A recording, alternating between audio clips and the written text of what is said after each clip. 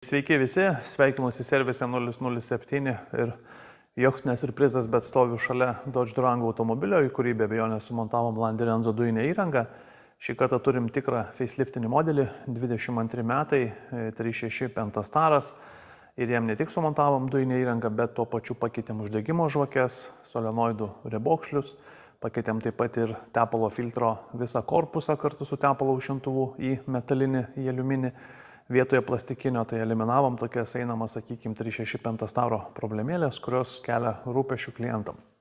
Tai va, o grįžtant prie dujinės įrangos, dešimtis, aišku, jau tų 3.6 pentastarų padarytų, tiek Durango, tiek Jeep Grand Cherokee, tiek ir kitų. Greta ir Chrysler Pacifica stovi, taip kad tikrai modelis puikiai mums žinomas.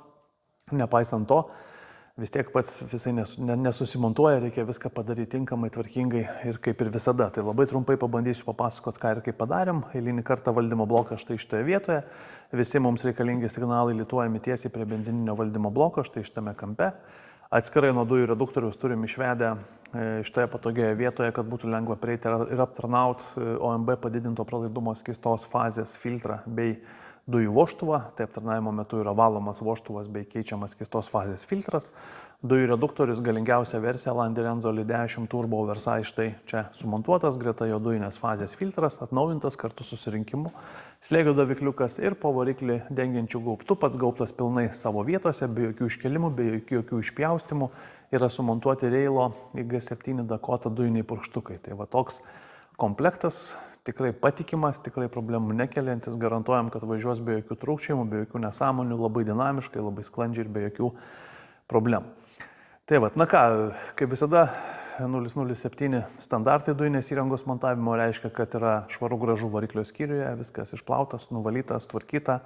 Reiškia, kad dujinės įrangos laidynas yra adaptuotas konkrečiai šiam variklio skyriui, parenkant reikiamus laidų ilgius bei įvelkant juos į apsauginės gofras, kurias izoliuojame. Be abejonės kiekvienas kontaktas yra lituojamas, apsaugomas termokembrikais su klijais. Yra naudojamos tokios pat kaip ir gamykliškai sudėtos apsauginės gofros, spyruoklinės sąvaržos. Naudojamos ir dujinės žarnos su teflono sluoksniu tam, kad nebūtų kvapų, kad jos neprasmirstų pačios iš savęs ir neskleistų to reiškia dujinio kvapo nei variklio skyriuje, nei aplink automobilį. Viskas švaru gražu, dujinės įrangos saugiklis taipogi išvestas štai čia, instruktažo metu klientui bus viskas parodyta, paaiškinta ir pademonstruota. Tai tiek apie patį variklio skyrių, dujų perjungimo mygtuką sumontuojam ten, kurio pagidauja klientas. Dažnai yra pasirenkamos 3 vietos, tai viena iš populiariausių yra štai čia, būtent šitame kampe, kita vieta šone ir dar centriniai konsoliai. Tai bent jau mūsų asmeninė nuomonė, tai čia yra pati patogiausia ir geriausia vieta. Pildymas prie benzino užpildymo vietos, atsidarom dangtelį ir turim iš karto jau įsuktą adapteriuką, taip kad galima arba pilt benziną, arba pilt dujas, viskas gražiai pasislepia, užsidaro taip kaip ir turėtų būti, be jokių čia, kaip sakyt, kamščių, be nieko, tikrai, nežinau, turbūt Durango net nemačiau čia padaryto pildymo, nes jau visi kažkaip sugeba ten įdėti pildymą. Balionas, kaip visada, standartiniam plane pas mus yra montuojamas 92 litrų talpos, tai 80% tūrio jo pildosi, gražiai čia atrodo, Bormech balionas, papildomai antikorozine danga padengtas, nepaisant to, kad baltas sijonas apačioj, tas balionas iš galo tikrai nėra kažkaip labai baisiai išlindęs arba baisiai atsikišęs. Kas jau visiškai nenori, kad tas balionas matytųsi, turim alternatyvą 63, paprastai maždaug priklausomai nuo gamintojo.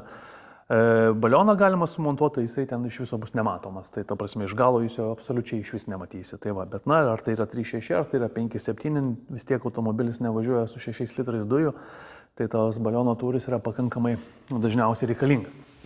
Tai va, tai tiek apie kokybišką Landirenzo sistemos montavimą mūsų servise 007. Jeigu ieškot kokybiškų patikimų sprendimų, kreipkitės, mielai padėsim. Ačiū.